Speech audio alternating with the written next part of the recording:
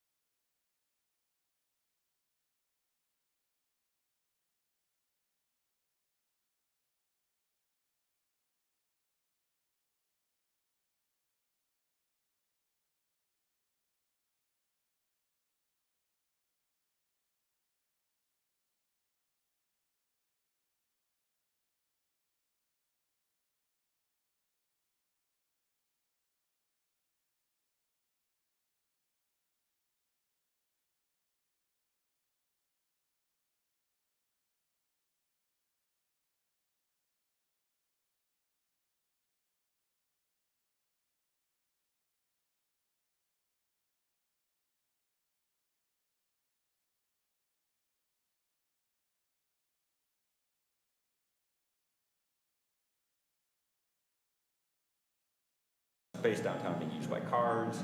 You know, he was able to use that for 100% of his transportation needs, unless he was going to the airport.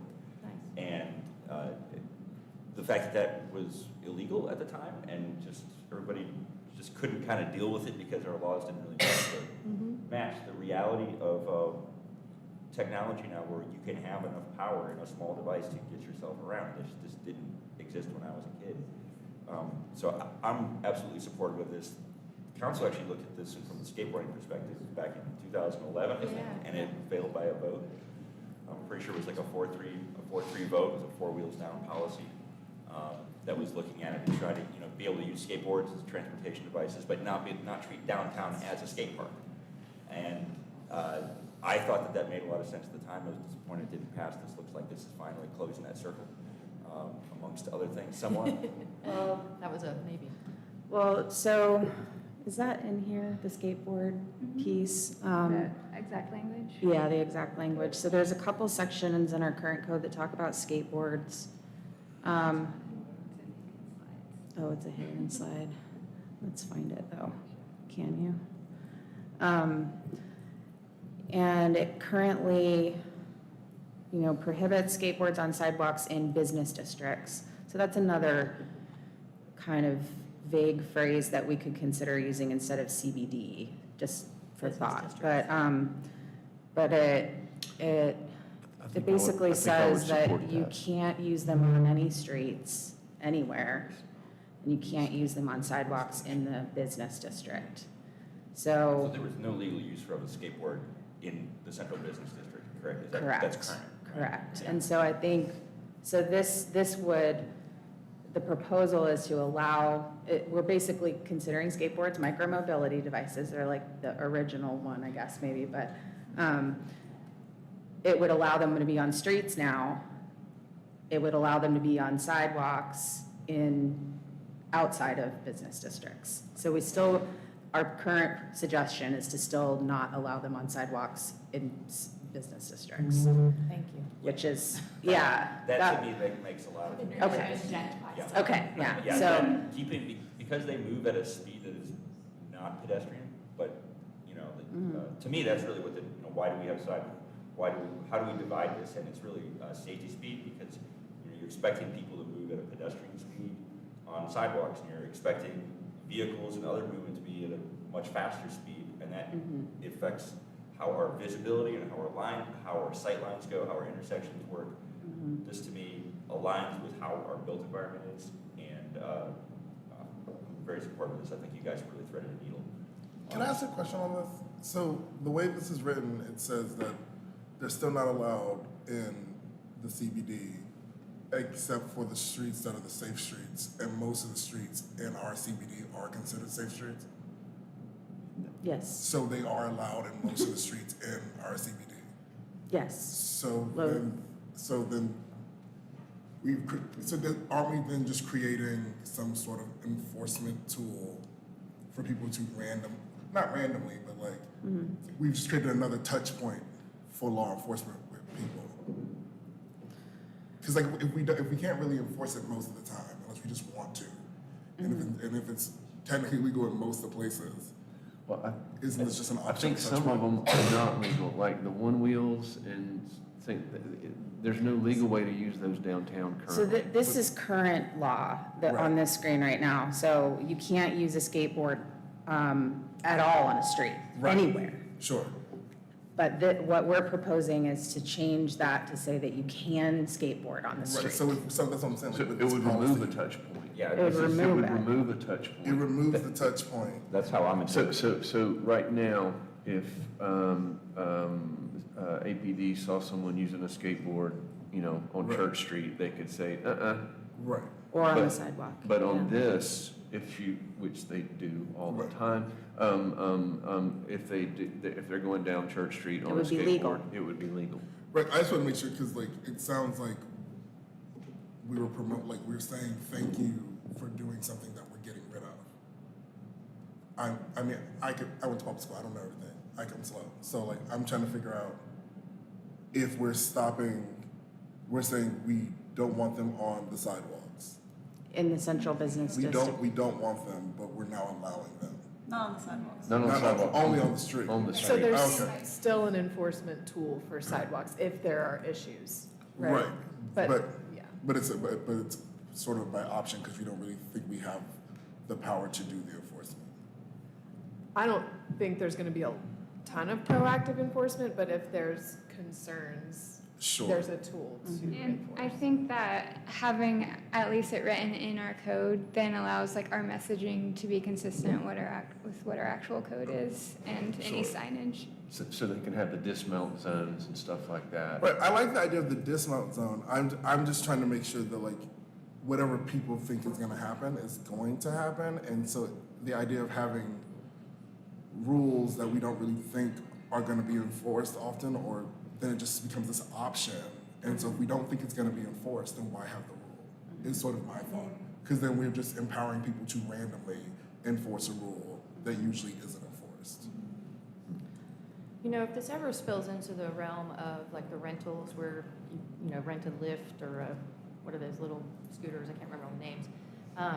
Those companies, I don't know that our technology will get this good for private vehicles, but if we get into that realm, those companies have all of these new tools. I did a test ride with, I can't remember the name of the company now, last year, and it's all GPS based, so they're able to geofence, meaning the scooter will actually, or the bike, will actually stop moving if you go Yeah. outside the zone that is allowed, which is interesting. Now, we Right. can't enforce that on private vehicle, but, you know, I mean, if that's gonna be the majority of the Are you use. suggesting that the city relook at that? Because if we're gonna open up No, no, no. micro-mobility, I would suggest that the city relook at that, because to Sage and Andrew's point, if we're trying to get away from cars, Yeah, how did we all get here this morning? Well- Where did I we think it's- park? I mean, And I so think if we it's what- had yeah. these Lime, Bird, City Bike, whatever, by parking garages, Yeah. would people park on the outskirts, solving a lot Well- more parking Yes. problem downtown, and wouldn't then it- use I those mean, to we've get got- wherever they're going within the city? You've That- got half a in theory, billion yeah. So people I would moving into encourage you all to hotels. relook at that rule. I'm surprised you said that. I love that. I love this. So I that's staffed one in my interesting. office the one day they were here. I rode that thing around. So I don't think we're at that place now. Yeah. I am encouraging us to consider it. It might just be me encouraging it at this point, I don't know, but I think this was the big chunk. Like, you know, what we're looking at here is a lot of information, a lot of details, little micro details of sidewalks versus streets, which vehicle, what wheelchairs. It's a lot. There's gonna be a lot to digest and test before we can bring in renters, I would think. I'm sorry, I don't have clarity on my question. I'm sorry. That's all right. I didn't- No, I didn't. I'm still confused. So if we don't think, if we're putting in a rule that we don't think is gonna be enforced, but it could be enforced, why do we have this rule? Well, you could say that about the current sidewalk, Sure. or the current skateboard ordinance. So what we're trying to do is make that less of a barrier, but still have the opportunity to enforce it. And my understanding is that there is enforcement of like, for example, if there's habitual skateboard riding in a location a business owner calls, there is enforcement that takes place. So we do have that occasionally. It's just not a proactive thing, like I don't believe. Sure. Yeah, so, it's, if you think about it from a driver's perspective, we have all kinds of car driving rules that aren't enforced 100% either. So we're trying to remove one of those, current things that probably isn't being enforced very Sure. well. I Does mean, that make sense? Yeah. I totally get your point. And I think, Yeah. and I'm sort of on the side of the agency of the people who like, I don't like to randomly be forced on rules that have been ignored for 3 years. So it's like, if we're revisiting it, can we also consider just getting rid of it if we're not enforcing it? And that way we're not empowering law enforcement to randomly stop people because they want to do something. I guess I think the most dangerous interaction I've had with a skateboarder downtown was when a police officer was chasing the skateboarder, trying to arrest him for skateboarding, and the Right. skateboarder ran into me because he was in flight from this enforcement. It sounds like with this proposal, instead of there's a redirection. An officer could talk to somebody that's skateboarding on the sidewalk and say, "Hey, move to the street." But right now, Can't do either. they couldn't do that because they'd be recommending it a safer yet still illegal action. Right. So this is Yeah, I'm asking this to go further. Yeah. I'm on the side of this. I want it Right. to just go away. Right. That's, Well, and that's for consideration. we, in our internal staff, we have debated this exact thing. Should you be allowed to use a e-scooter or skateboard or what have you on a sidewalk in the CBD business district? some people feel makes me like you nervous. should, and some people feel like you shouldn't, and so we opted I to go vote with the no. more conservative. We wanted to be more conservative as a place to start. It could always change, but that, we felt like that was a baby step, if you will, towards it. I'm very comfortable with where you guys landed. Um, But yeah. note it, like, we're Well, and it hearing just, from and just everybody. because I'm not, I get why people don't like it, but because it just puts more burden on government officials to have to communicate effectively, which historically they're not great at. And so it's like whatever this is not the simplest option. The simplest option is either strict rules or no rules, but rules that have all this option in it just requires a lot more buy-in and understanding.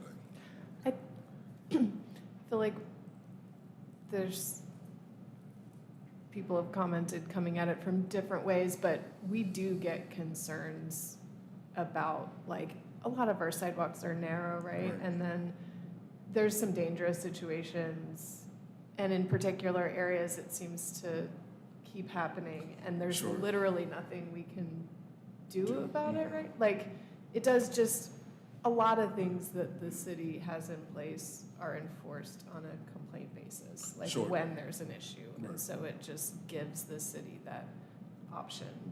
I think I'm in support of, and I'm prepared to make the motion unless Andrew wants to, of what the direction you're going. And I think we would take this step first and then evaluate it and see where it's going. I think if you give them the relief valve for some of these things on the dedicated multimodal kind of streets, then that probably is going to remove some of it, because I don't like riding my mountain bike on a running trail, and I don't like locking up when I see a runner in front of me and I'm about to jump. So, someone who's on one of these is not going to want to be on the sidewalk. Right. So, the greenways were brought up, and there was a speed discussion on the greenways, and I don't know how you do that if there are people walking on the greenway, like,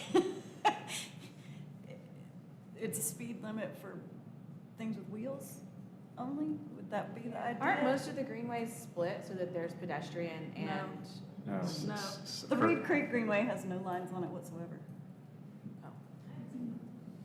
Yeah, we're not recommending a speed limit for greenways. Okay.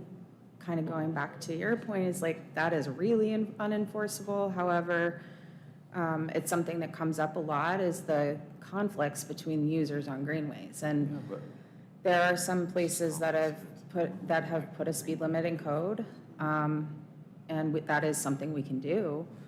But I think we're leaning towards not doing that, because we would definitely not be able to enforce that. And there's other places that puts, like, define that a certain kind of class of bike or something can only be used on greenways, but I don't even know what those classes are, so, Only apply to bikes. yeah. my one recommendation would be, instead of worrying about CBD, is that you keep the business district language in there, because we've got a couple other Yeah. places in town. I'm thinking West Asheville, Biltmore Village, places like that, where that kind of makes sense. And then the dismount signage, I think, would be all you'd need to flag the ends of those, because it's not all of West Asheville. It's just, right? Are you just, Biltmore Village would be the same way. Yeah, and it's not Biltmore all of Park. it, and it's not even all of Biltmore Village. I mean, there's a couple sidewalks in Biltmore Village, sure, okay. That, Am I correct that the dismount zone is an alternative? So it's like you're doing one or the other? Because that's sort of how it was sort of mentioned, like something, like an alternative to a sidewalk ban is the dismount zone. So is there a way to, because I really like this idea, because it sort of forces the city to have to communicate what's happening for it to be enforceable. And so is there a way to not make it an alternative, but be a comprehensive plan? so if I understand what you're saying is instead of in code banning it, banning sidewalk riding in a business district, we permit it from a law perspective, Right. but use communication tools such as a dismount zone and signage to encourage folks to not ride, but they would be legally allowed to. Right, Yeah, because, okay. right, because even to That is an their option. point, it's like, right, But I'm asking, is it an alternative or can it be both? It could be both, Okay. yeah, it could be both. I like the dismount zone a lot. Yeah, yeah, we can certainly employ stuff like that for communication purposes and encouragement. Okay. Are we ready to, need to make a motion? I'd like to make a motion that we turn the air conditioning down. We all look so good in our sweaters. Everyone is huddled up. You guys know by now to bring coats. I'm sorry. Everybody zipped up, that was great. And Haley, you guys have any other feedback you need and want from this group, right? Like, do you? I feel good about where we're at and the different comments we heard, yeah. I guess my question would just be, you know, we've got a suggested motion here. Is there any of our discussion that we want to incorporate into a slightly amended motion? Do you see that language, Jefferson, the suggested motion? It's slide. It just, 22. just recommendation to council to propose staff begin drafting necessary code and ordinance revisions to permit the use of personal micromobility devices within the city, including the proposed use of regulations. Is there any modifications we want to make to that recommendation? To be clear, this does not allow the use of these devices on the sidewalk. That's correct. And do we want to make do we want to direct them specifically, and I don't know how to say it, to do both? What is to do both? To communicate, Yeah, like I'm not sure how to make a correction to the motion, but if there's a way to add in where there is sort of, we're enforcing the city to have clear communication, where they're going to be enforcing, or just to not make the dismount zone an alternative, but incorporate it to the plan. okay, so recommendation, the council proposed staff begin drafting necessary code and ordinance revisions to permit the use of personal micromobility devices within the city, including the proposed use regulations. This does not prohibit the use of such devices on sidewalks and does promote the use of clear communication to promote the said use of those devices. Yes? No? That you didn't get that? No? No, because you're allowing them on the sidewalk. No, we will. You could We're not allowing them on the sidewalk.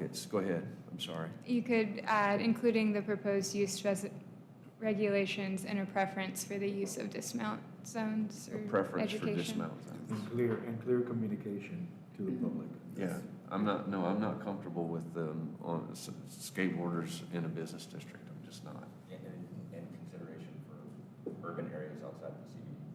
Oh, Yeah, well, I think by using the language business district, we allow that. We allow that piece. And then, I mean, if you have a dismount zone at the beginning and end of that little section of sidewalk in West Asheville, this is what we mean. Right? Yep. Okay. And we'll come back to you guys with the actual language once it's written Sure, as well. sure. You will come back. Yeah, yeah, we will. All right. Did we make a recommendation? Is that a motion? Second? I think we, So moved. yeah, I think we understand, yeah. Okay. Appreciate it. Thank you all. Well, Do we Dana need to? get that? Did Dana get that down, I guess, as We'll go our back. secretary? They're gonna watch it. Okay. So we know what's So happening. we got a motion on the table and a second? Do we want to, I mean, we can. I want to hear y'all say it. Yeah, let's do it. All in favor? There's a motion. Was there a second? I second it. Yeah, Yes. all in favor? Aye. Any opposed? All right, there you go.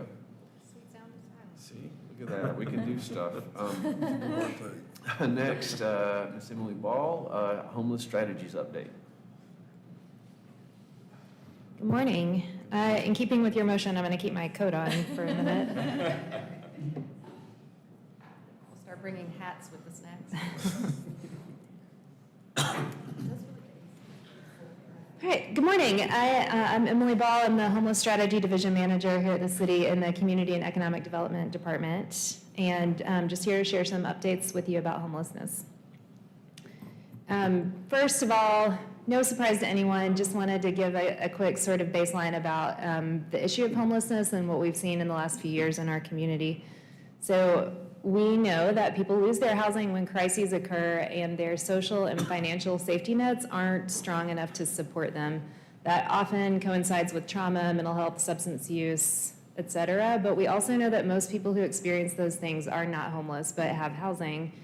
And that the majority of people who experience homelessness across the country are homeless only once in their lives and for 2 weeks or less. And we know that the number one indicator of rates of homelessness in a community is housing costs. So that is certainly our primary challenge in this community. What we've seen in data across the country is that high poverty communities that have low housing costs also have low rates of homelessness because they have sufficient housing stock that is affordable and available. The opposite is more relevant for this community. High wealth communities with high housing costs and little housing availability have high rates of homelessness. What we've seen in the last few years was a really significant impact from the pandemic. Our shelters and other services locked down early, services were cut, and not all of those have fully returned yet. And at the same time, the need increased substantially, of course, along with increasing behavioral health needs, so mental health and substance use worsened during the pandemic. Overall, our homeless population didn't actually increase that much in the scheme of things. However, our unsheltered subpopulation increased really significantly. So the number of folks in shelter and transitional housing are also included in that total count. And you can see the last few years of data. We conduct a count every year in January. You're probably familiar with this. The point in time count works very similar to a census, so it gives us just a snapshot of who's homeless in our community on a single night. It's absolutely imperfect data, but it is our most comprehensive data set at this moment and does give us good comparative data year after year. So you can see in 2020, which I think is our pre-pandemic baseline, this is a January count every year, so those 2020 numbers are pretty similar to what we have historically seen in our community. Our 2023 numbers, our total population, again, not all that much higher, 573 people, but that highlighted section in 2022 was a really critical peak for us, just a drastic increase in the number of folks who were outside. Because, again, you're probably familiar with this, because we had such a significant increase in unsheltered homelessness in the pandemic, Dogwood Health Trust offered to fund a consultancy to bring a national expert to our community for a local assessment and set of recommendations. So that was the National Alliance to End Homelessness. They conducted a comprehensive needs assessment, gave us a set of recommendations at a joint meeting of City Council and County Commission in January of this year. And I love to talk about how there were 112 recommendations. We have a lot of work to do in our community to improve our response to homelessness, but their primary recommendation was to realign how our community works together on homelessness by restructuring the continuum of care. This is kind of a wonky, bureaucratic, but very important structure for how communities can effectively respond to homelessness. Their specific recommendations were to move the Continuum of Care Board outside of the city and county structure and to establish a formal membership body of stakeholders. So the Continuum of Care is a federal framework that supports local communities in effective homelessness response.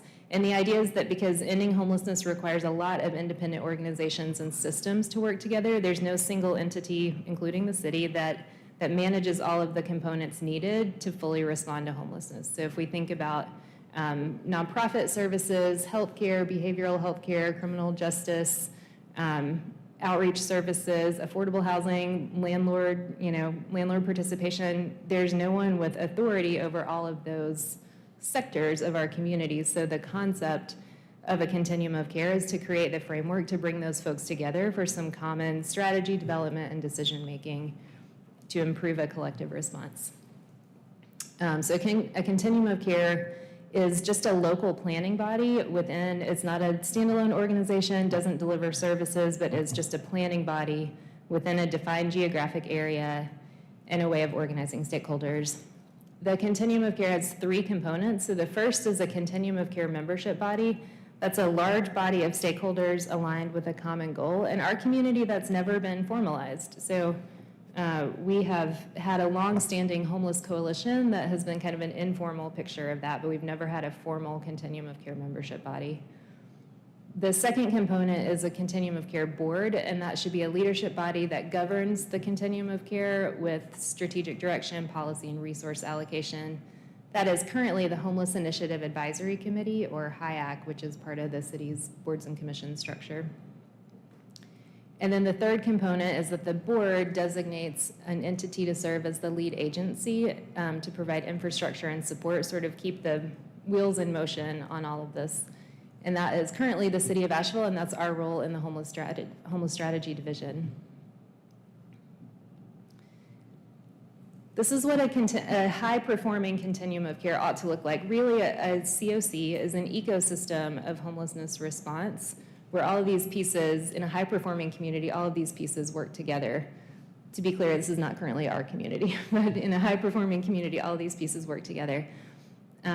So what you see in the center there is a person who's experiencing homelessness. Ideally, they are surrounded by a really well-coordinated mix of services that's based on the particular population that we have. So for example, if we have a lot of homeless families, we need services that are dedicated to homeless families. If we don't, then we need to not have a lot of dedicated services. We want to really match the interventions available with the specific population that we have. Those services should be shaped by committees of experts who develop and evaluate the system, and those committees should be appointed by the board based on its strategy. The board is elected by stakeholders who participate throughout, including on those committees, and then the lead agency supports infrastructure. So ideally, all of these pieces work together in service to a common strategy. Does that make sense? Okay. The other thing that I think is important in this ecosystem approach is that we want to really think about this as similar to a healthcare system. If you've been in our community a long time, you know we previously had a 10-year plan to end homelessness, and that has been very confusing for a lot of people. I think our goal is not to end homelessness, but is to build a system that's effective at ending homelessness as it occurs.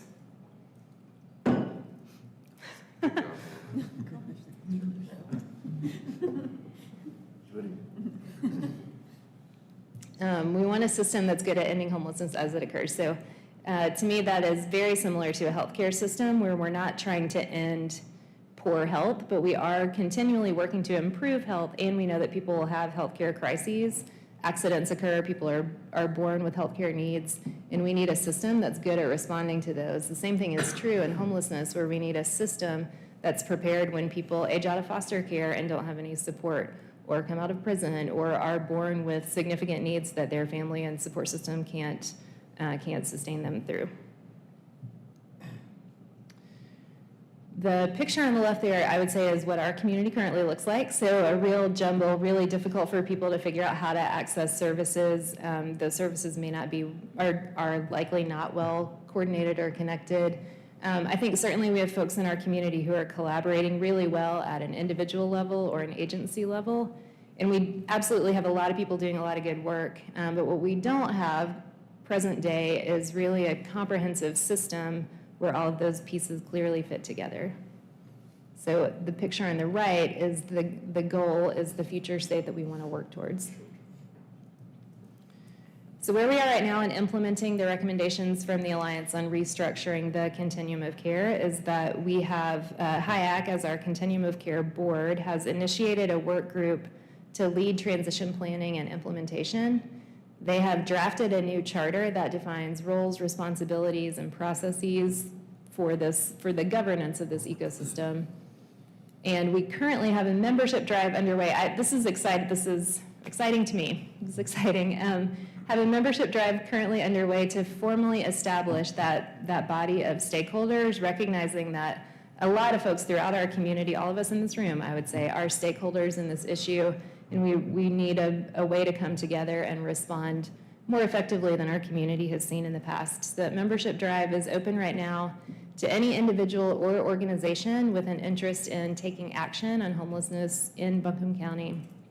We have membership forms available on our website in the Homeless Strategy Division, and Through that process, as people become members, they have an opportunity to provide feedback on the charter that will govern this new structure. So we want to be sure that this is a really participatory process and that folks are able to provide that input along the way.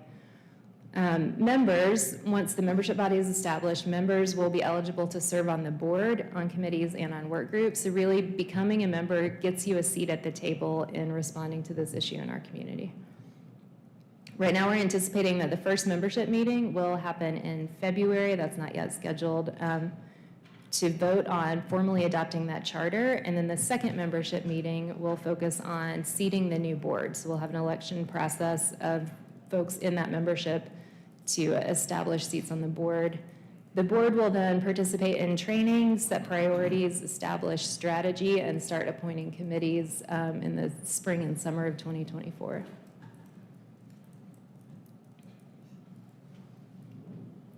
Any questions about that? I don't know if this is the right time. So the city of Asheville is the designated Lead agency. Lead agency. They're essentially accountable to this, will be accountable to this new governing continuum. I don't know what we're going to call it, the continuum of care. To whom is the continuum of care itself accountable? The community, I would say, a continuum of care is a self-governing body. So it is a planning body. I think, and the relationship between the continuum of care and the lead agency, I think, is not that different from city staff relationship with you all as a board, where staff are responsible for convening the meeting, for developing agendas, working with you on content, providing recommendations, but the board really is responsible for advancing. Right, but we're also, we're appointed by City Council, Buncombe County. You understand what I'm asking? In other words, again, to whom is the continuum of care itself? You say the community, what mechanism? In other words, if we're not doing our job, council, there's mechanisms for telling us, hey, you need to do this. What are the mechanisms?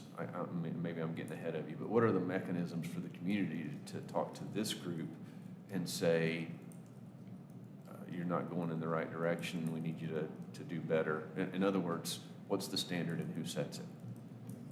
So again, think this is it's a framework for folks to come together and collaborate, because otherwise everyone is moving in their own direction on this issue. 100% on board, yes. So the stakeholders elect the board of directors. The board sets the strategy for the continuum, and if that strategy is ineffective, it means that either the strategy wasn't correct to begin with, or it means that implementation has been ineffective among the body of stakeholders. So it's sort of a loop. Does that make sense? Is this going to be a situation where some stakeholders are more equal than others, and the city of Asheville and Buncombe County are kind of the big players in this COC? No, good question. I don't have this on a slide, but in the current draft of board seats in the charter that again, we're collecting feedback on this, and this will get formally voted on at the first membership meeting. But in the current draft of the charter, there are 17 seats on the board. 4 of those are appointed seats. One is a designated, appointed meaning that they're dedicated to entities who will determine the person to fill those seats. One is the City of Asheville, one is Buncombe County, one is the Housing Authority, and one is the VA Medical Center. And then the other 13 are elected seats, but all of these are lateral. There's no sort of power differential between those. The other 13 seats are sector dedicated, so there are some seats dedicated for service providers. There's a business seat, a faith community seat, neighborhood seat, philanthropy seat, behavioral healthcare, et cetera. Okay, keep going. I'm sorry, I didn't mean to interrupt. That's okay. I've still got questions. In general, in the past year, these are some of the action steps that we've taken. Some of this is related to staff in our division. Some of this is just community activity that advances the goals around ending homelessness. First is improved coordination. Again, I think we have just a real jumble in our community where we have a lot of agencies doing a lot of good work, but maybe not working together, not moving in a common direction. Newly, we have a group of executive leaders of shelter and housing agencies meeting regularly. That's been really positive. We have outreach staff across organizations that are meeting weekly now. Absolutely, one thing we have happening is we might have a person who is engaged with outreach staff at multiple agencies who are working with them on different things, and nobody knows it because there's not a way for them to clearly collaborate on that. And similarly, we have people who are unsheltered who no one is working with because we haven't identified that that's a gap. So plenty of opportunity for improved coordination among outreach. We've also improved infrastructure in our community. So as of October 1st, we've established data sharing among service providers. That's a key piece of infrastructure to help facilitate that collaboration. And we have a community-wide by name list under development right now to ensure that all folks are accounted for and are prioritized for placement in housing programs. We're also doing a lot of investment as staff in building capacity across our community, so coordinating regular trainings for service providers, bringing folks from outside of our community to provide some of that training as well, and then offering a homelessness learning series that is recurring monthly that's very basic education for folks across our community who may not be familiar with this issue. We have had great service system expansion and outreach capacity through the fire department's community responder initiative. Those, I imagine you all are familiar with that, but those folks are boots on the ground, proactively engaging with people who are unsheltered and folks in the surrounding areas. It's been very positive. And then importantly, we have 219 new beds available this fall that we didn't have just a couple of months ago. That's really significant capacity expansion in a single point in time for a community of our size. That is 43 new emergency shelter beds that came online in November. Those were jointly funded through city and county ARPA funds. We have 91 beds of Code Purple. Certainly we don't have Code Purple available every night, but because we have such expanded criteria for when Code Purple is called this year, historically that's been only when the temperature is 32 and below. This year it includes when the temp is 33 to 40 if there's precipitation. So it's a net increase of nights that people are able to be inside. 91 beds available there. And then Homeward Bound opened Compass Point Village in September of 2023. That's 85 apartments. Almost all of those are filled at this point. So really big capacity expansion, just a lot of opportunity for people to be inside compared to just a couple of months ago. I remember they just recently said like 90% of the folks that moved into Compass Point were currently unhoused. Mm-hmm.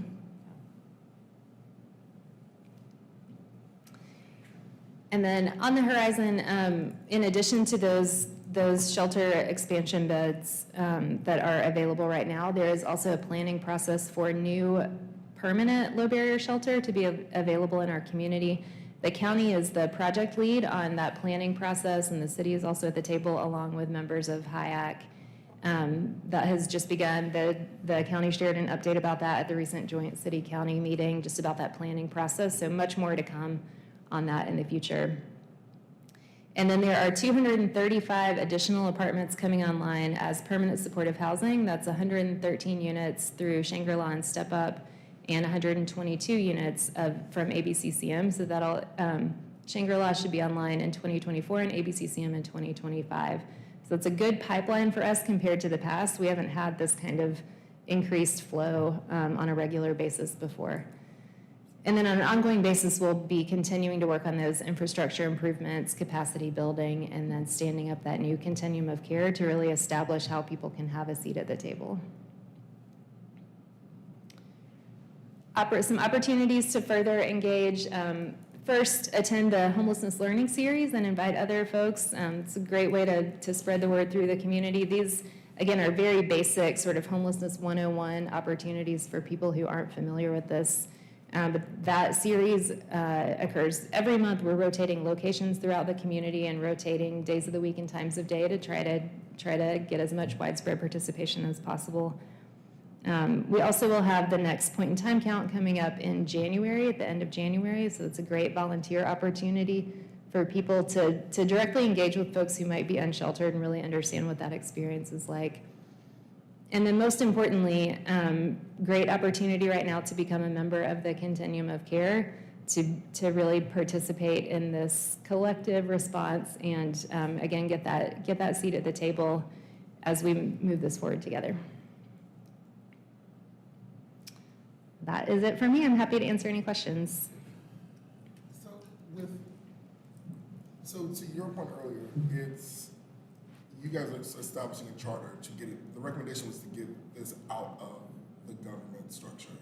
And so the government is establishing a charter to take it out of the structure, and then the COC will be self-governing.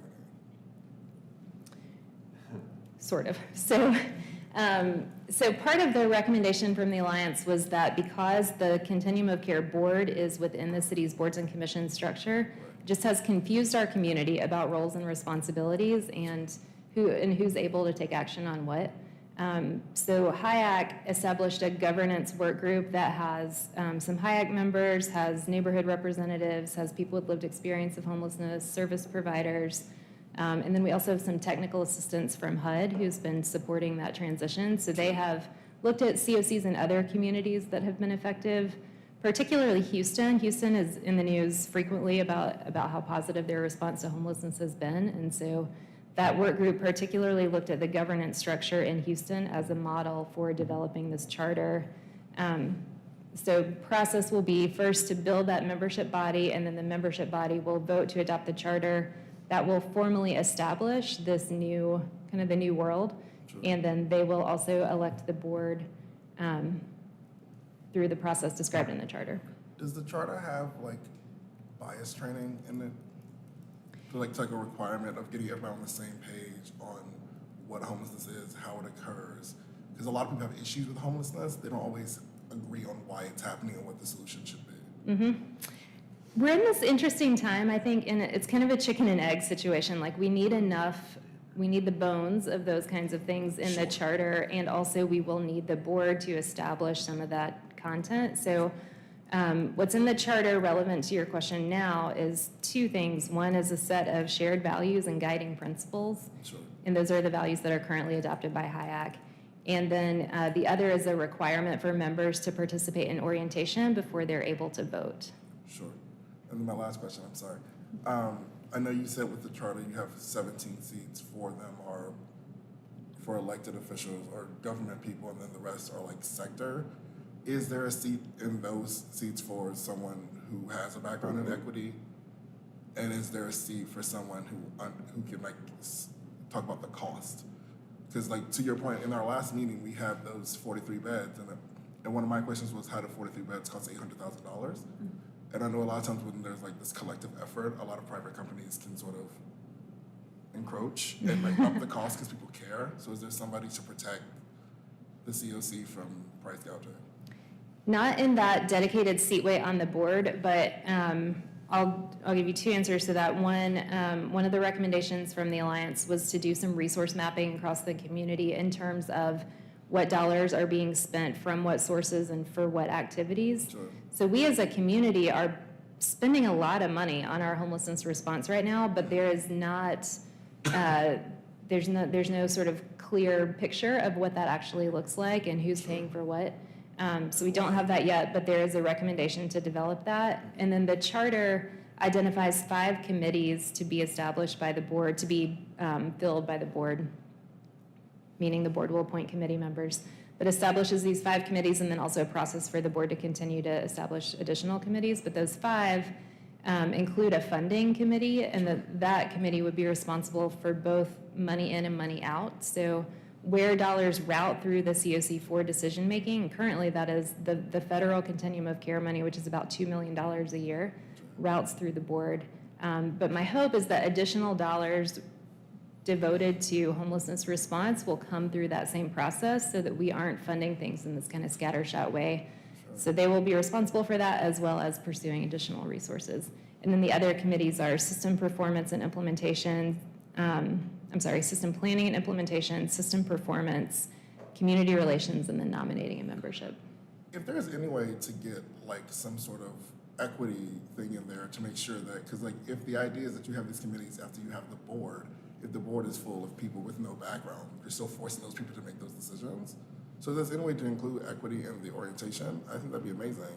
also some sort of non-compete where people on the funding committee do not have stock in potential collaborators and partners. Absolutely. The charter accounts for conflict of interest, Sure. and the board will participate in training prior to any other activity, and that training will partly come from our HUD technical assistance provider to account for a lot of the things that you're talking about.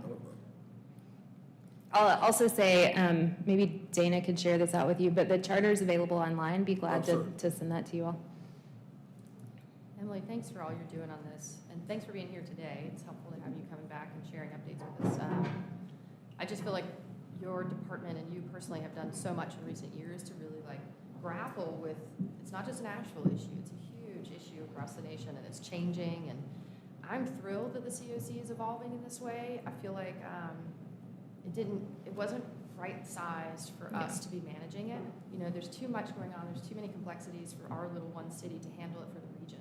So I think this larger COC is going to be very helpful. And am I right in thinking that the more we perform as a COC, the more impacts we have, the more funding may come behind it, right? It's HUD funded, so this isn't our money. Now, we may layer more money in as community partners, but the better we do with these services, the more we'll receive, right?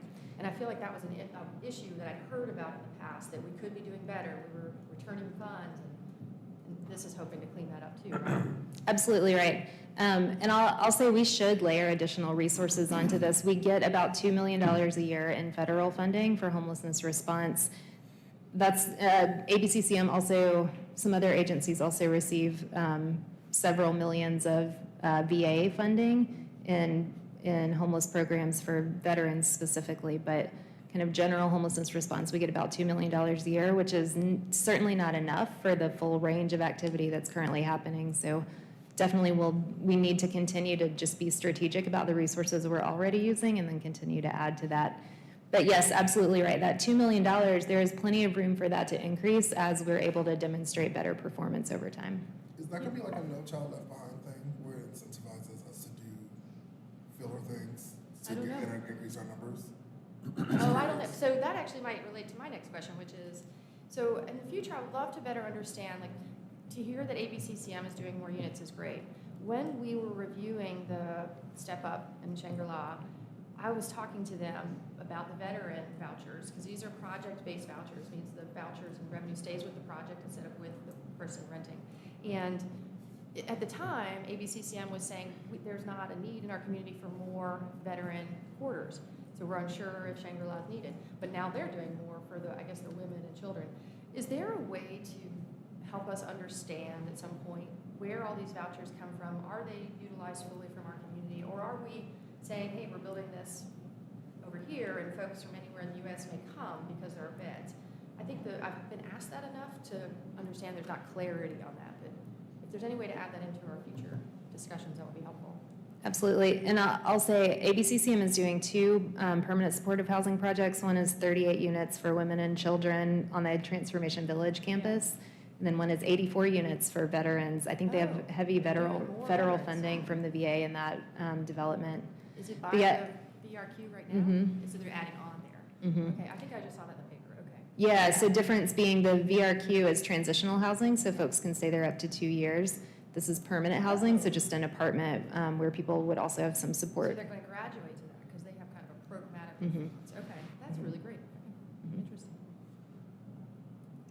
I just want to say thanks for starting out with some myth busting and talking about why do different cities have different levels of homelessness. Mhm. And I've just started to crack this book. I think you and I were talking about this the other day by the homelessness. Greg Colburn. Yes, that's the one. Right. Yes, that's the Your one. favorite book. And I mean, it's just really refreshing to be able to see these ideas get some more public traction because we've been really distracted by sort of Sasquatch level data and these urban legends about about urban legends about why some places have more homelessness than others, and it just the picture is just so much more complete and tighter and helpful to the public narrative when we start out with that type of myth busting, and I really appreciate you doing that, and I know you probably have to do that every time that you step up to the mic on this stuff, but thank you for that. Yeah, my pleasure. I mean, it is a complex issue. It's a human issue, and humans are complex, and there's an awful lot to it. And I think the value of the continuum of care to me is that it brings all of those pieces together so that we can get some things done and move in a common direction. But we need a basic foundation in order to do that first. Any other comments? Just Questions? appreciations and Yeah. hope. I feel like we are really making some big strides, y'all. And if you haven't had a chance, we did do a joint city council, county commission kind of adventure last week. It was so thorough. And the presentations are all online. You can tune in and watch it for, I think it was several hours. But there was a lot of information shared. I left there feeling like, all right, we're going to do this. We've got this. People are going to get served. Yeah. I just want to encourage council and the county commission. This board is going to have a lot of authority and power and a lot of money, and they need to be watched. There, I should have named in addition to those 17 board seats, there is also a dedicated liaison from City Council and a dedicated liaison from County Commission. In the current draft, both of those are non-voting seats, but they are directly liaisons to the board. It's like ex officio. Yeah. So- It's like no, this. okay. Like this. Well, you do actually have a vote here. So- Here, but not on all of them. Yeah. Right, but like the TDA, ex officio TDA. Doesn't have a vote. Doesn't Yeah. have A lot a of them vote. I don't have a vote. Mhm. So, but at least, I mean, just having somebody in the room that can Mhm. liaise like that Yeah. is helpful, and also helps bring press out and accountability. So when you have an elected Mhm. one. And Brian, to your point, I feel like we're gonna know every little detail that this body does. I'm not at all worried about I'm always worried. watching. You're always worried. Fair enough. Would this body be subject to public records requests, like others? No, but I expect a high value on transparency and openness, so I would expect meetings to be public. But it's not a governmental entity, so it's not subject to open meeting law. I didn't know. Okay, interesting. Glad I got that. But it is, the purpose of this is participatory action, and you can't have that unless you have a high degree of public access and transparency. That's interesting, isn't it? Maybe subject to change. I mean, maybe we'll be streaming and hybridizing and recording. Always suspicious. Okay. I know, now I'm with you, Brian. Just kidding. Well, Thank Thank you. you. Thank you very much. voluntarily subject yourself to open records laws. Absolutely, absolutely. Okay, our next item of business, I think, is the downtown restroom update? Yeah, okay.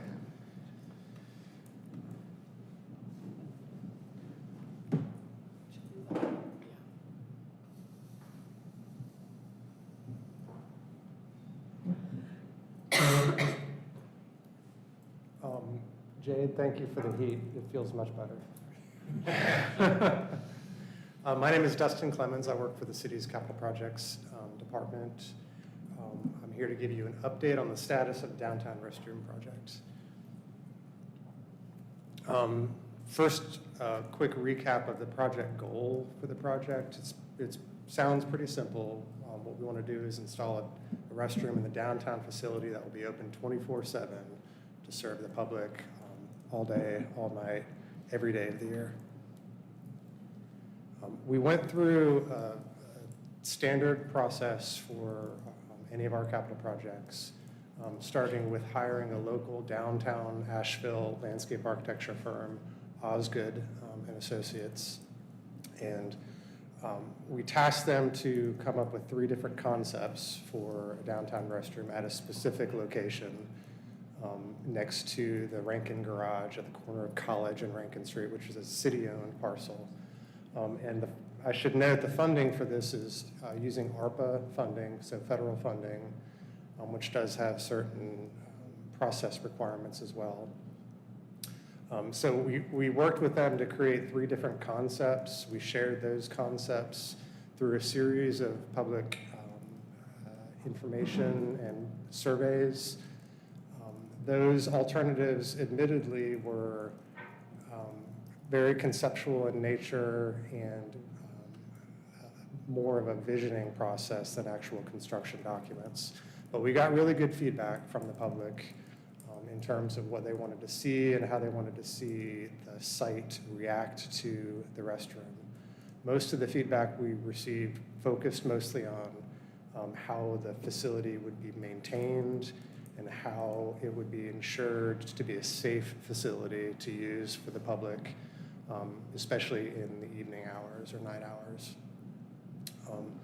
We then took that feedback that we received and worked with the existing budget that we had to ensure that we could involve as much of that public comment, incorporate as much of that public comment into the budget that we had.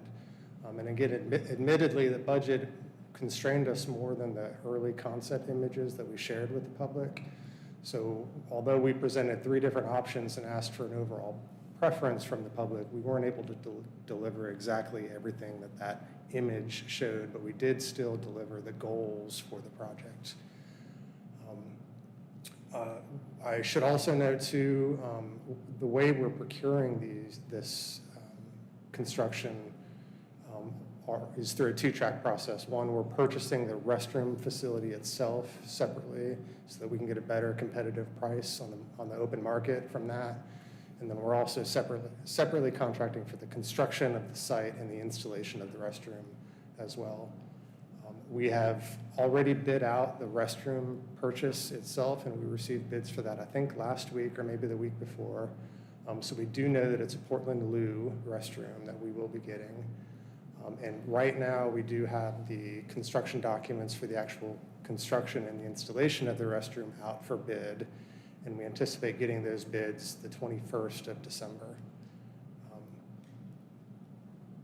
Schedule-wise, we've gone through really all of the design process right now. We're currently in the bidding process.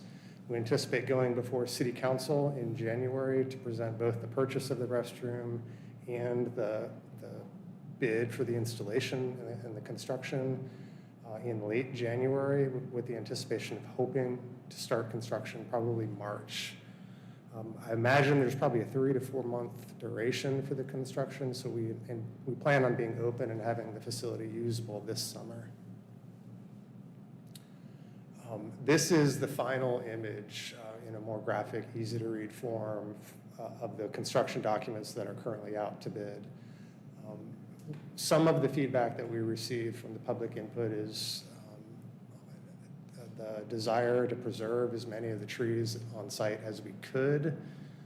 The good thing about sort of scaling back on the scope is that we have been able to preserve both trees, so none of the trees on the site will be removed. We are installing 3 lights in the area. Currently there are 2, so we're going to increase the light coverage in the area. We're also installing 2 security cameras on the parking garage. One will face towards the restroom to make sure that whatever happens in that restroom, not inside the restroom, of course, but outside the restroom, will be part of that vision, and the other camera will be focused more towards the rest of the park space in itself. As you can see, the Portland Loo, which is on the right-hand side of the image that you're looking at, is facing Rankin Avenue. We tried to pull it towards College as much as we could, but in order to ensure that the vision triangles from the vehicles turning in various ways, that sort of limited the opportunities for the placement of that structure. We are preserving the bus stop that's currently there right now. The structure has been moved, but the bench pad is going to stay. The parking garage sign will also stay in its current location. And we will be installing some low ground cover and mulch to sort of clean up the rest of the park space that isn't going to be occupied by the new plaza and restroom structure, with the idea that we won't create blind spots into the park, and we'll try to keep the park as open as much as possible. So again, that's the current design. We do anticipate that the project, that we will get bids. We had a pre-bid meeting, 6 local contractors attended, which was great attendance for us.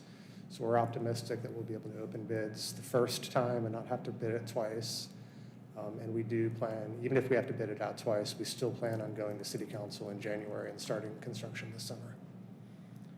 So I'm happy to take any questions, comments from the commission. Thank you all. I'm glad to see that the trees have been preserved, because that's kind of the best, as far as the pedestrian experience on the street goes, the trees are kind of the best part of it. So, and I think really help make that, make that area, so that's way to go on saving those. Yeah, the budget is a great design tool sometimes, and it helped us preserve it. Story of my life. Absolutely. Very good. don't think we have any questions. Okay. Thank you very much. Thank you all, I appreciate that. it.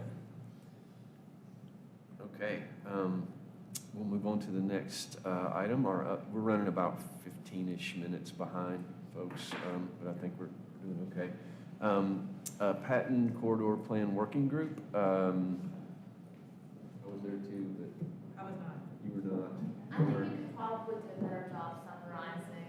Oh, come on.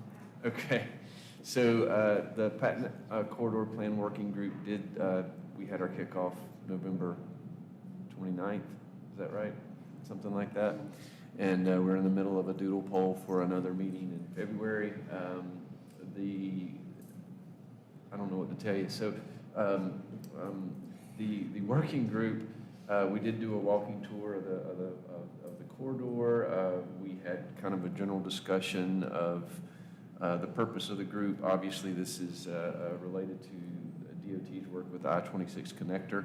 My understanding of that process is that it is essentially the NCDOT has solicited and will be reviewing, I think, in January, 3 bids. And as a design-build process, basically, they're going to get 3 more or less designs for the 26 connector, and that would include reworking the Bowen Bridge and the connection of the Bowen Bridge to downtown with that connector. And so this working group's goal is to influence as much as possible that design team and DOT in scoring that design team and any modifications that we can to the final design as it moves through the process to get what the community wants from that design. So we're kind of hopefully have a collegial relationship with that final design through NCDOT. So that's the kind of where we're at. Trying to obviously,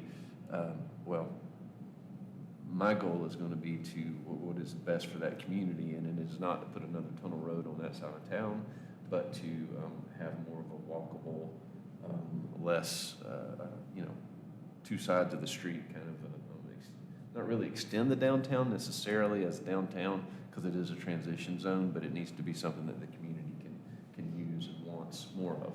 So You guys should look at some of the historical photos of the corner of where the Klingman Loop is, the corner of Klingman and Hilliard. Look at what that neighborhood looked like in the 50s. There was 2-story brick buildings, sidewalks. It totally looked like an urban environment. It cannot under the current NCDOT diagrams. Yeah. So, I think there's a couple, the couple acres right there at the intersection you're talking about that are kind of fronting the substation. I think 2 acres there slivered off for future development. My hope is there's some kind of like lane strategy that goes with it, but. well, right And now. then when DOT is done, I don't know if this will ever come to fruition, but I was at many tables that said some of the pieces that are landlocked land around these, Right. particularly like Haywood Church right there, there's land that only like Haywood Church can access. And so why not let some structures there? There was some kind of conversation around freeing up dead zones. And that's what we're going to be talking to them about. And a lot of this is going to have to do with grading and, we're getting into the weeds, but it is going to do with the grading and the speed limits. And not just that, but the road configuration. What they have right now is a completely divided road with nothing on the north side. And that's not that's not our urban solution. What I would suggest is go to that place that's good for business, good for safety, and that's a low design speed. 100%. That's what I think that would be the way you get it. You can find the critical mass to push on that. It's good for business, good for safety, And low speeds. involved in all of this is reconnecting communities that have been completely separated from the city. Right. Just for greater context, DOT is suffering some financial setbacks, much like most government. But my understanding is like other plans, I-26 has been in the making for decades. So has things around South Asheville roads, right? And I believe that to finish I-26, they pulled funding from some other roads and made them like 10 or 15 years out. So, you know, in my position where I'm gonna look at like, is it just I-26? Are we looking at all of these roads like Sweeten Creek, you know? And it gets really difficult when we wanna make every single one perfect. All at once. So, is that good? No, I think there wasn't, we talked about the scope of the project, there's not much room for input until we know what DOT is going to do. And the biggest thing is to try to influence that design team to kind of include what the city wants to see. Part of things like once you get past, or I guess once you get past like your jewelry store, there aren't crosswalks very often. So you're walking like several blocks before you can even. Or you're playing Or you're just Frogger. crossing the street. Or you're just playing Frogger, which is what everybody It does. is, it's Frogger. We need Frogger signs. And the speed limit's still 25. Nobody goes 25 It's past Jan 25? Davis. Yeah, past Jan Wow. Davis and stuff like that. As soon as It's you not get designed. past the, Federal past road. that intersection, Yeah, you're gone. it's Huh. 25. As soon as you hit that traffic light, it's 25. Good luck. I didn't encourage you to reach out to the neighborhood associations. They're around already that. involved, Richie's and That's there's great, lots of people because involved. just like last week, I just joined the board of my neighborhood association, so you'll be seeing from me again. Oh, good. Perfect. But yeah, that's, living adjacent. You have a neighborhood association? We've got a lot of daily experience. Next item, unless y'all, okay. Design Review Committee, Stephen Lee Johnson has advocated on his last meeting. So, Cardo, Robin, one of y'all want to get? We had a formal review of another hotel in our downtown hotel district. Where? Where? 215 Haywood Street, next to the, Embassy? What, next to Oh, the what? old bank building. It's the one little one-story building. Yeah, it's a to- one-story parking. To the 250. west of, yeah. How big is it? it's gonna be a 6-story hotel building I think that's and 115. 115 rooms. 115 guest Oddly rooms. enough. Hey, imagine that number. I can't guess why. It was our third review, and the project passed, one no and the rest yes. So I'll remind y'all, that is the threshold at which they can build to without having to Yep, come to us. yep. That's it. We didn't have anything else. Wait, is that the parking lot for the DoubleTree? Yeah. Well, it's the DoubleTree parking stays, it's the, Yeah, it's it's the next lot to it. next to it. Oh. And it's owned. Brian, are you the one that coined this, the sacrificial zone? Somebody. That language has gone up. Yeah. Is that the Moxie? No, the Moxie's on Biltmore. The Moxie's on Biltmore. Yeah, Yeah. okay. Yeah, this one's, it's gonna be a DoubleTree. Yeah, because there's, Oh, so the Dope Tree's. no, this is a No, it's a Marriott. Marriott. It's a Marriott. Oh, I can't, okay. it's It's something. it's got a brand It's a name. Marriott for There will be Chevron. You know, Yes.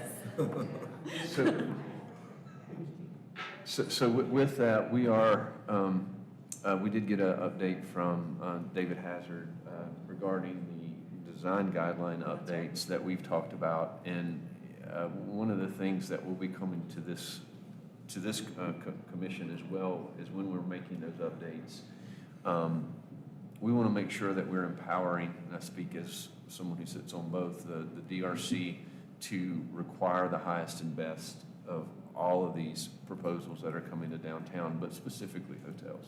Right. Because right now, 'Cause right that's now been an issue. we don't believe that we can, there are things in the guidelines that are encouraged but not required, and we believe they should be required, especially of hotels. I'll leave it there for now. And you're talking more about the horizontal experience, I think, as you put it last time. I you think know, always, I mean. You know, always, one of my biggest issues with the current hotel overlay district is that it allows the community benefits table to be a tack on at the end instead of integrated from the beginning. And we're getting, the only community benefits we're getting are the ones that they can write a check for at the end. Yeah. And they're not integrated into the actual concept of the thing from the beginning in terms of design and in terms of operation. And that bothers me. Can I get some clarification? Is it 219 Biltmore or 215? It's 215, so that's currently a parking deck, but there's a single-story building. Yeah, it's not. It's a parking deck, right now. I think this is a difference between like how the mailing address and how Yeah. it shows up on Yeah. Google View and how it is That's right. actually It's that one listed in story. property. Yeah, it's That's next right. to the Yeah, parking it's lot. this. It's just like, it is a single It's circle. this one. Yeah, Which is 219 on the map, okay. Yeah, when this thing Gotcha. got filed a couple months ago, I went through this exact process of trying to figure out whether we're losing a parking deck or not, but it's a sort of Oh. street view Okay, record you. problem. so it is in this hotel district, right there at the top of Ann Yes. Street. So this is our last meeting with Jessica. Thank you so much for participating, and we've enjoyed your participation. Hayden, the director of the ADA, will join us next month. That's great. So Jessica, Yeah, Swan absolutely. Song update? Yes. So we wrapped up the Building Our City speaker series. Andrew, it sounds like you were there. Was it good? I was not able to make it that Okay, night. but I you're was reading his book. Yes, yeah. And because of the event, because I couldn't go, and I was like, oh, well, I'll get the book. It's on my nightstand. So I heard that event was really great. We had the holiday parade. If you were not able to make it down there, there were about 10,000 spectators, which is really great. One of the larger crowds that we've seen with 81 entries. And it was just really good, family fun, festive event. And then if you've been around Pritchard Park in the evenings, there is the illumination in Pritchard Park that's going on right now. That's in partnership with Winter Star Holiday Lighting in the city of Asheville. That'll be in place through January, so if you've not seen that, go look at it. It's super cool. And it was made possible through some generous support from the Trina Mullen Foundation as well. And that hasn't been done since pre-COVID, so we're excited to have that back. That's all I got. Thank you. Thanks for joining us. Yeah, absolutely. Yeah, come back and see us. General downtown updates, Dana? Good morning, Commissioners. Dana Frankel with the Planning Department.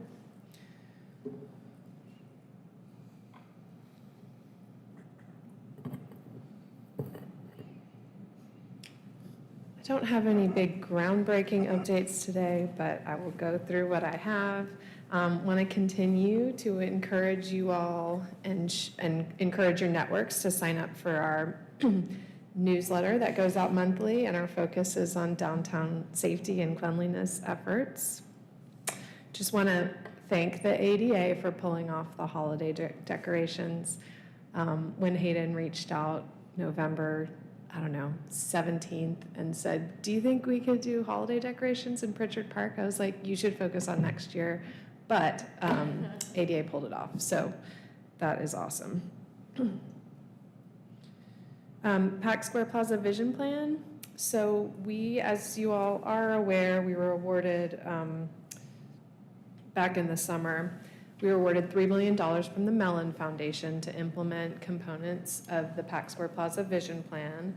And we are moving forward with those. So the one that's kind of underway at this point is the Boosting the Block project, which will involve the development of a cultural corridor on South Market Street and other work with the block to shape the physical environment and tell stories and represent culture in new ways. So planning and design and construction process. We're in the process of hiring a community facilitator that's going to be a huge support throughout that whole project. So we had an RFP out that closed just on Monday of this week, and we're working with a selection committee, including community members, to review those proposals. We hope to go to City Council on January 23rd to get authorization to move forward with that contract. Patton Avenue Sidewalk Project. There is HUD funding to do ADA accessibility improvements on a section of Patton Avenue, and that came to council a couple months ago. It's in front of kind of where Jack of the Wood, thank you, and Yacht Club, et cetera, and the bank across the street, both sides. However, that work is delayed, so I just wanted to share that update. I don't know of a start date on that one. But at least the construction didn't happen during the holidays. I know there was concern about that. Can you get to the nature of the delay? It's something HUD related, and now, and that's being worked on through our community development department. So as I understand, there's some time constraints in how that money's spent. It had to be done by April. I think staff is working on trying to push the whole thing, but I'll try to get a better update on that. I can send by email. Outdoor dining program updates. So these were approved at City Council, and we've had a couple of information sessions, which have been fairly well attended from interested businesses, folks that want to have long-term streeteries, and also just businesses with sidewalk dining that are going through the new process. We have one more information session on Tuesday, January 9th. It's virtual, so if you're interested in digging into the weeds on what this new program looks like, please come or share it if you know others that might be interested. It really is for businesses that we're walking through the application process and making plenty of time for Q&A. Public restroom project, you all heard an update today. Carter and Patton Stormwater Project, there have been some delays. There were some utility conflicts that we didn't anticipate. So there's still more work being done to figure out where all of those are and what the options are for some redesign and how to minimize impacts once that work picks back up. So we are anticipating a completion in the late spring, early summer, but that work is more or less on pause at the moment. It seems like it got pretty completed on the Patton side, and then now is it the side streets where we've had the delays? Like, should we anticipate like more closings on Patton? I think there will be further impacts on Patton. And now, is there no impacts now? Is it all open? I think it's because they're paused and they're looking at, I think there's gonna be some further impacts on Patton. I kind of thought it was done because like the sidewalk seems done on the south side of, or the other south side of Patton. Yeah, that would be bad. Yeah. I don't know all the weedy details, but once there is a plan based on all the things they're learning, we will keep you guys informed. And that's it. We talked about the Patton Avenue corridor study, and yeah, just invite Councilmember Turner to provide any updates she wants to share. I don't think so. I mean, we have a lot of content today. I mean, it's budget time, right? So we're making our budgets for the next fiscal year. We've been talking a little bit about the design guidelines and updating that, which is relevant to y'all. I mean, I don't think, like last year I was fighting so hard to get the guidelines in the budget that we haven't really, there's not something we're really fighting for here, is there? This year, we're good, other than making sure that happens, right? Yes. No other real updates. If you have any questions, I'm happy to answer them about anything in particular. I think so. I think we can go into we're about 15 minutes late.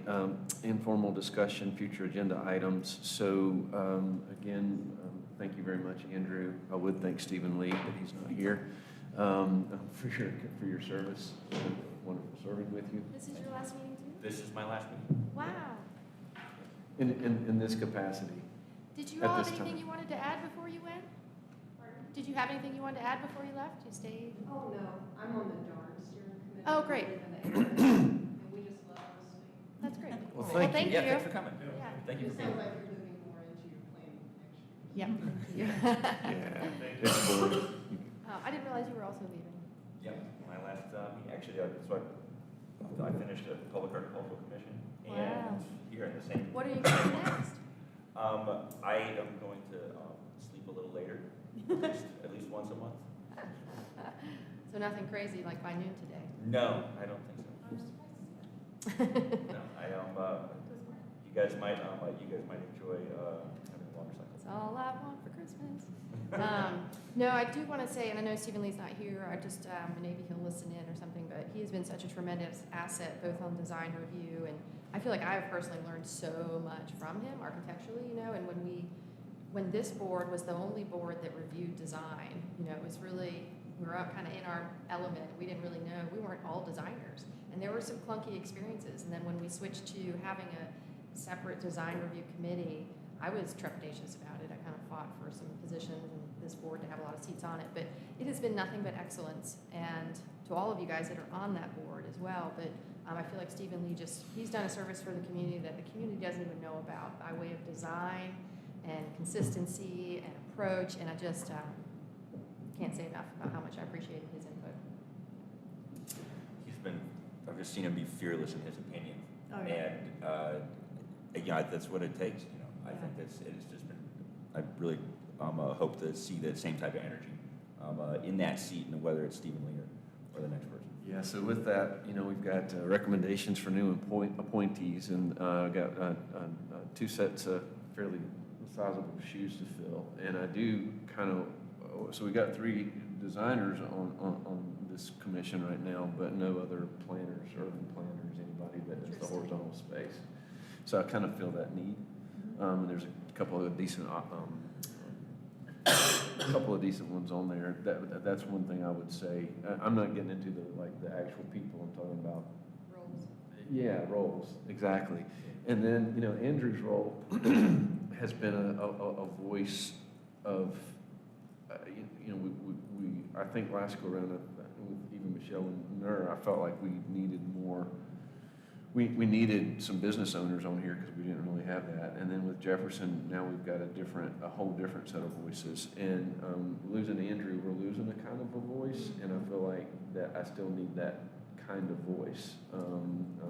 I'd recommend that you find someone who has some real boots on the ground experience on the sidewalks doing placemaking, and I came up with that, from busking, and that sort of evolved into all these other things that I've done with the downtown commission, with whether it's working on outdoor dining or having that understanding of having from long years of that perspective. Exactly. I think it's benefited my experience here. I think that's benefited the commission. And I would ask you guys to value those experiences on this commission. I wonder to what extent Hayden Clemens will add some of that as well. Just very boots on the ground experience. I think so. Yeah. Yeah. So anyway, that was kind of my thinking as I'm reviewing and I make recommendations, council makes the decision. But Always email me and call me or whatever. Yeah. So, any questions on that? Does that kind of make sense? Are there other types of voices than planning? How would you characterize Well, Stephen that? Lee was also our downtown resident. Do we have any other downtown residents? I live on the hill here. Yeah. Okay, well, and so do you, right? Klingman. Okay. I would say you don't have well, maybe do with Hayden a little bit, a nonprofit Nonprofit. presence. Yeah. Another consideration would be, someone who, another box that I check that I'm looking for, whether it's myself or others, is someone who's working in a non-executive capacity. It's just, like sort of, my working with Zoom and things like that. It's a different perspective when you have people who work for wages rather than in leadership. And that model is, I think, leads to better outcomes when you have more of those roles filled.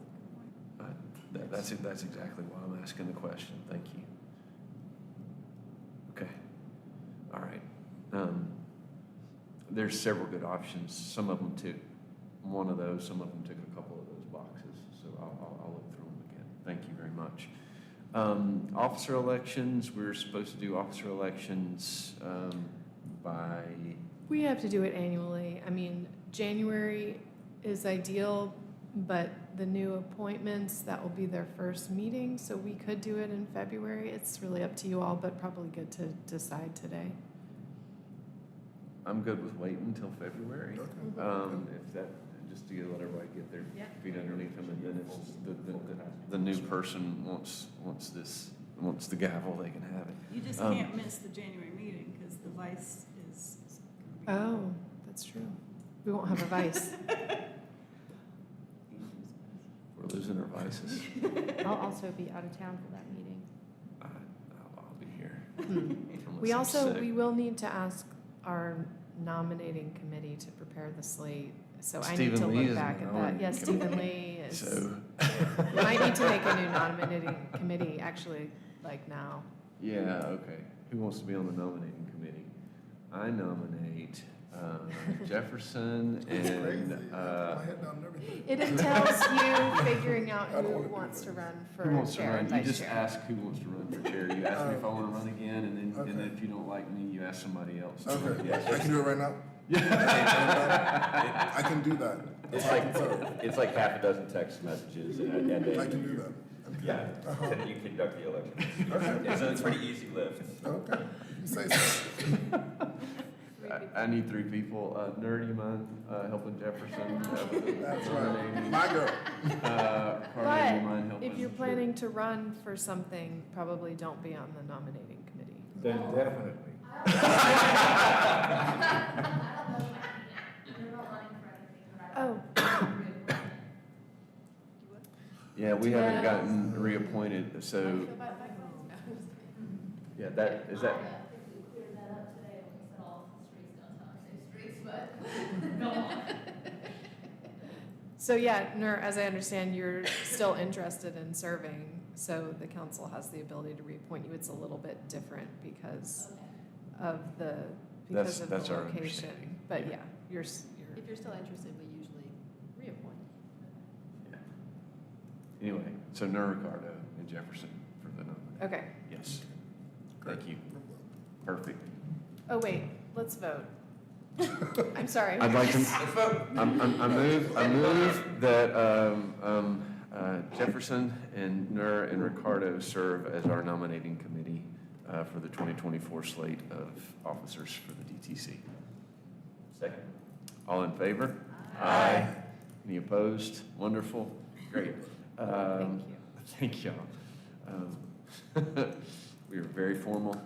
And so I'll work on the annual report, and that's due into January. That's really for me. And then the retreat, we would like to do another little retreat. So last year we did like a little luncheon, and we talked about, we had a little exercise that we did for assigning priorities of things that we wanted to try to do over the year. We didn't really do them all, but it helps us. Yeah, it did. We did. There were certain things that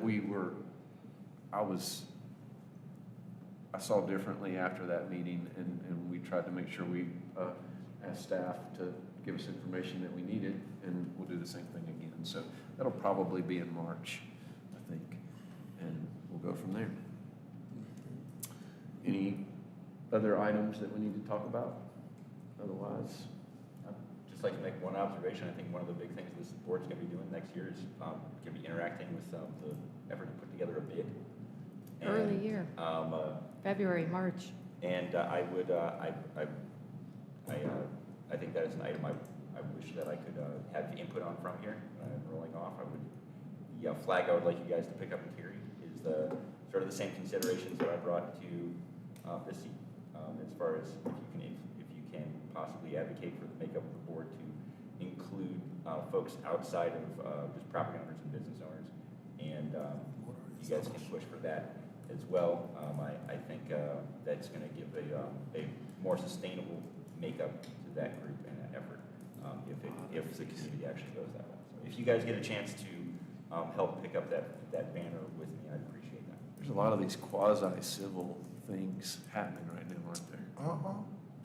Yeah. It would be really helpful. I think you all will have a chance for input on that. I think you're going to get a presentation. Didn't we talk about this last meeting? Because I know 3 of the commissioners Are on it, yeah. are in that process. You were on it, And I got a doodle after that meeting. the steering, So I assume that was something that y'all did. you are, and Susan Lee, and Hayden. So 4 people at this table. Hmm. I'm going to be really looking for a lot of community input, so looking forward to it. It's coming fast, though. Uh-huh. I think it has to be, for reasons of support and budgeting, it has to be done by like March, maybe early April or something. Yeah, I got to say my support for it is really conditional on whether there's People folks at the like me table? there. Yes, You know, I agree. It folks is- that aren't just the usual suspects of property owners and business owners. That I agree. shows a more diverse, Or that tourism. shows a more diverse community, people who work in the trenches, not just calling the shots. I'm Yeah. also still looking for definitions on what they mean by clean and safe. Right. Every time I ask, somebody mentions like private security, and then I'm like, when has America ever done private security well?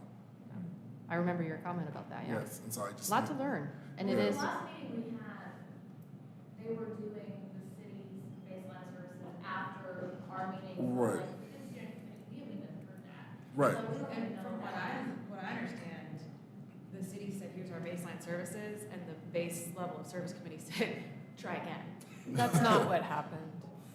I mean, it's not. So the city, I just this morning emailed our baseline services. We did share a draft. I mean, it's the services we provide in downtown. We provided that previously. I don't know why that one wasn't circulated more widely, but we've just built that out as much as we possibly can. We've attached contracts Is it and things. currently, or is it like Current, 5 current years ago? service, this is current services. See, that's one of the things I've been asking along the way. Are we talking about what's happened since the pandemic? Are we talking about what we used to do when we had what we felt like? Yeah, I better We've stop. introduced nothing but new services in the last few years, and so we've also tried to highlight what's new, so that that's What's information missing or everyone what- can be equipped to have. And then, you know, there's a meeting happening at some point with the level of service committee. City's not at that table, and they're gonna react to what we've shared, and then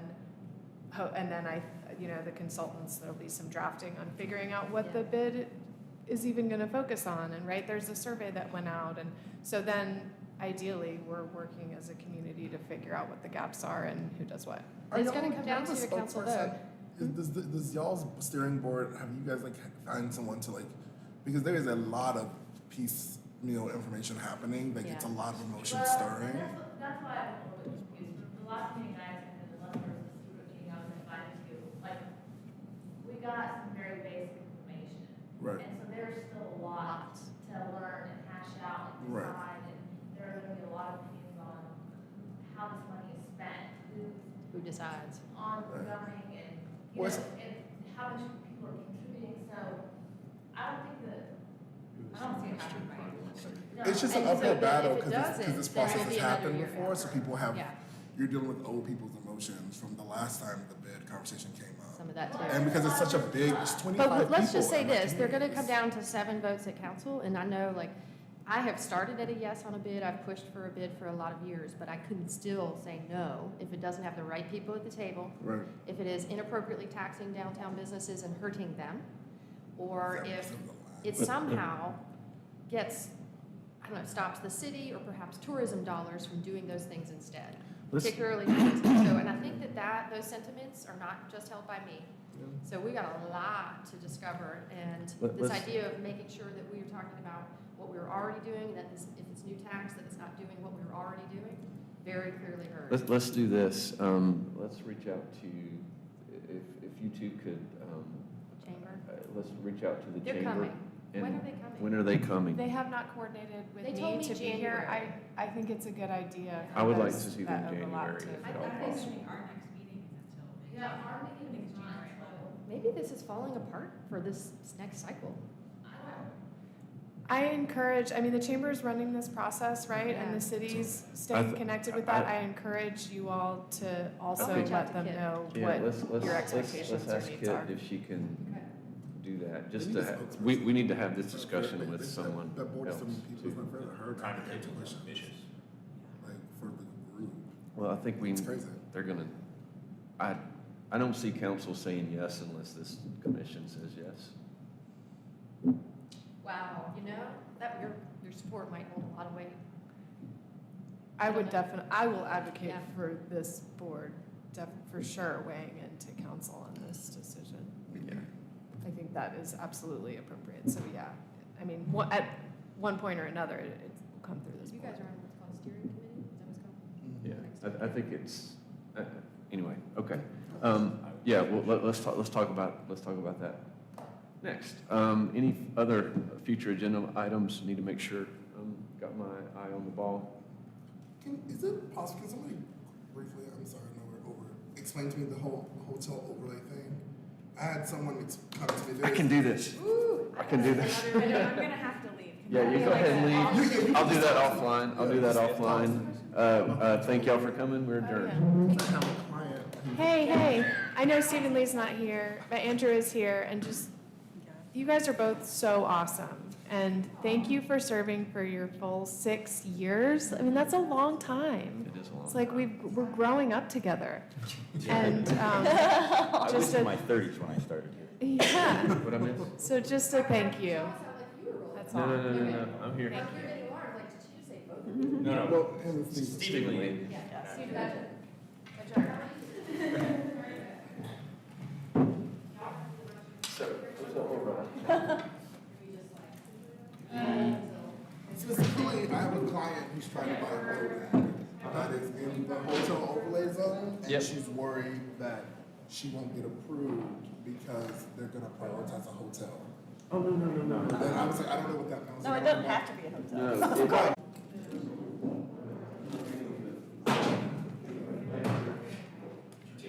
I took my name. Please don't take my name. What's next for you? I don't know. I'm done. There you go. Free Friday mornings. And I was literally on the fence of running for council right now. Yeah. Ran last. Yeah, and my decision-making criteria is really simple. If there's no primary, I'll go. Because then the timetable is favorable. Yeah. I don't have to half-ass it. Yeah. I can whole ass it, and that works for me. I can do that. But with the March primary, there's too much work on the front end. Like a sprint and a marathon. I can't do that. This time. So that was my entire. And so literally this morning, I was sitting here and I checked, and I was like, because there were 5 filed last night. And this morning I checked, and I was like, oh, there's a 6th. So now if I join, there's a primary, and I'm not going to do that to everybody. I know.